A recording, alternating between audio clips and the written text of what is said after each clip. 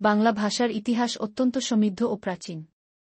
এটি ইন্দো ইউরোপীয় ভাষা পরিবারের অন্তর্ভুক্ত এবং প্রধানত বাংলাদেশ, পশ্চিমবঙ্গ, ত্রিপুরা ও আসামের কিছু অঞ্চলে প্রচলিত।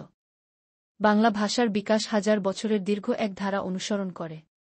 প্রাচীন বাংলা ৭ম-১-২ শতাব্দী। বাংলা ভাষার ইতিহাসের সূচনা ঘটে প্রাচীন ভারতীয় ভাষা সংস্কৃত, পালি এবং প্রাকৃত থেকে। পাল রাজাদের শাসনামলে ৭ম-১-২ শতাব্দী পালি ও প্রাকৃতের মিশ্রণে প্রাচীন বাংলা ভাষার বিকাশ ঘটে।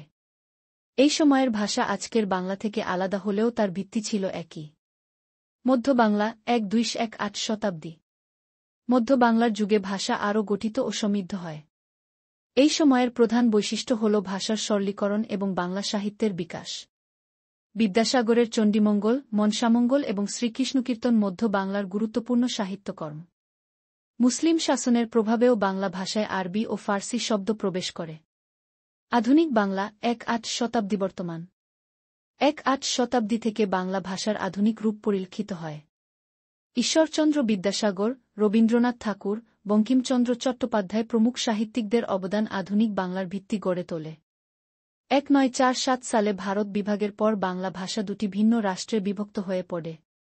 ১৯৫২ সালের ভাষা আন্দোলন ছিল বাংলা ভাষার ইতিহাসে একটি গৌরবময় অধ্যায়।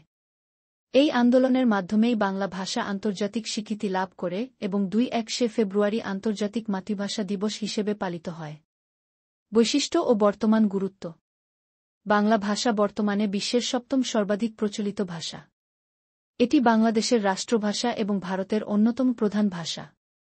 বাংলা ভাষার সাহিত্য, সংগীত ও সংস্কৃতির প্রভাব আন্তর্জাতিক পরিমণ্ডলেও দৃশ্যমান। বাংলা ভাষার ইতিহাস শুধু ভাষার বিবর্তন নয়, এটি একটি জাতির সাংস্কৃতিক পরিচয়ের প্রতিফলন।